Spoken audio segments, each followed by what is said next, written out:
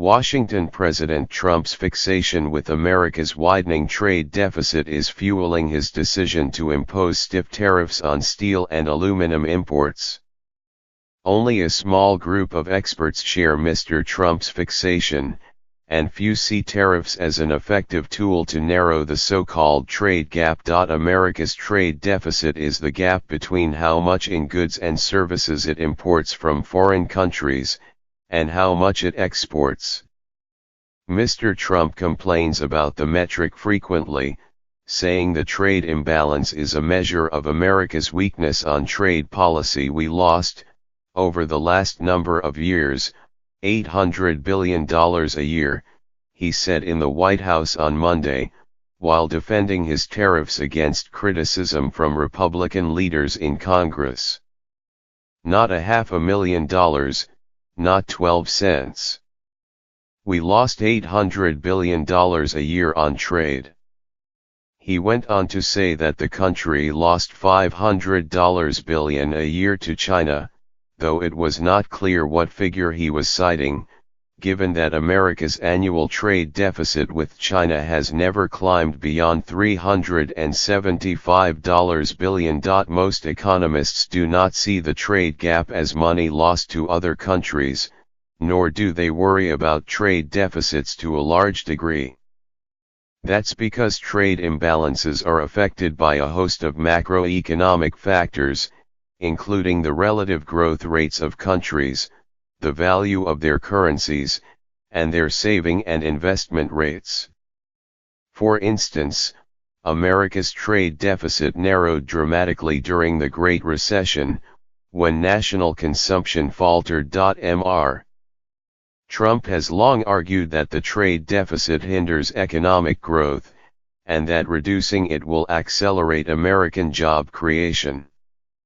Even those who agree with that view say there are better ways to reduce the imbalance than through tariffs, which can backfire and further widen the trade deficit if other countries impose reciprocal tariffs. If you look across countries, there's no evidence that high tariffs reduce your trade deficit, said Joseph E. Gagnon, a senior fellow at the Peterson Institute for International Economics, and a co-author of a 2017 book of policy recommendations on how to reduce trade imbalances. The trade deficit is a terrible metric for judging economic policy, said Lawrence H. Summers, a Harvard economist and former chairman of President Barack Obama's National Economic Council.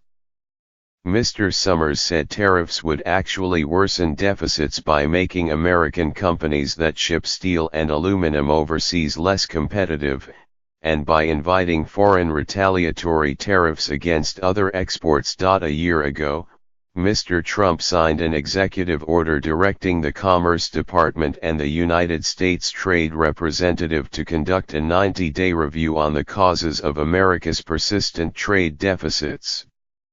That review has not yet been released.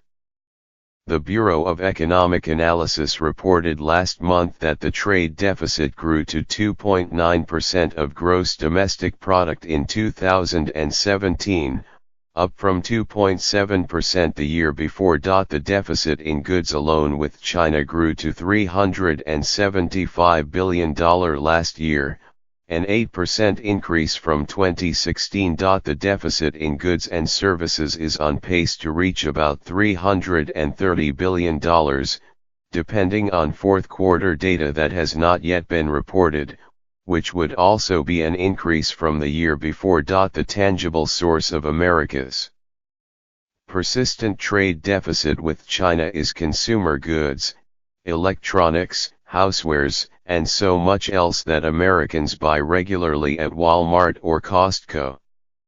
Those deficits have been exacerbated, economists generally agree, through concerted action by the Chinese government to prop up exports, by holding down the value of China's currency and directly subsidizing some exporting industries. When it was admitted to the World Trade Organization in 2001, China got access to markets around the world and in turn committed to opening its own markets to countries such as the United States, said Eshvar S. Prasad, a trade economist at Cornell University.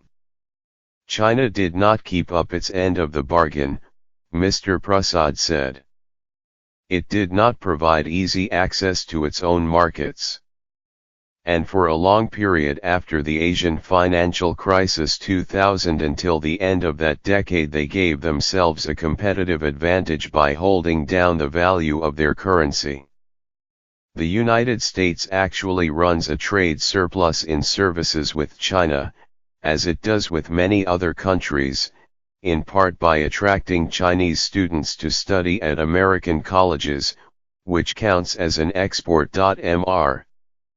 Prasad and most other trade experts say bilateral trade deficits are not a good measure of whether countries are living up to their promises on market access, or whether certain countries are better negotiators of trade agreements. They compare the global economy to a neighborhood. Consumers might spend a lot of money with a shopkeeper who never buys anything from their store in return, but they also receive money from other customers whose stores they never frequent. A bilateral balance doesn't really tell you anything about what the economy is doing, said Scott Lincecum, an adjunct fellow at the Libertarian Cato Institute. Just like my bilateral deficit with my grocery store doesn't tell you anything about whether I'm in debt. Mr. Trump's own Council of Economic Advisers, in a report last month, seemed to play down alarms over bilateral trade deficits. The United States has a bilateral goods deficit and a services surplus with many of its major trading partners, council members wrote. Overall, the United States has a goods deficit and a services surplus with the world. The services surplus is consistent with the structure of the private sector, which has evolved during the last few decades toward more services output as a share of GDP.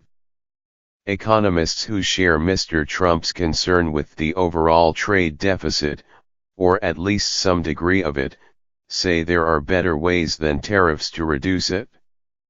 Dean Baker, a liberal economist who writes frequently on trade policy, said targeting currency values is the best route.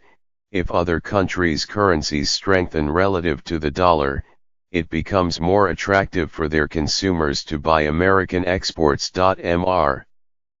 Gagnon has a list of recommendations but said one dwarfs all others: reducing America's growing federal budget deficit, which is fueling foreign investment in the United States as the government turns to other nations to finance its spending. There are things we could do, he said, but I hate to recommend them when we're not doing the most important thing, which is bring down our massive fiscal deficit. Mr. Trump, he noted, recently signed sweeping tax cuts that will add an estimated $1 trillion to federal deficits over the next 10 years, even after accounting for the faster growth it could bring.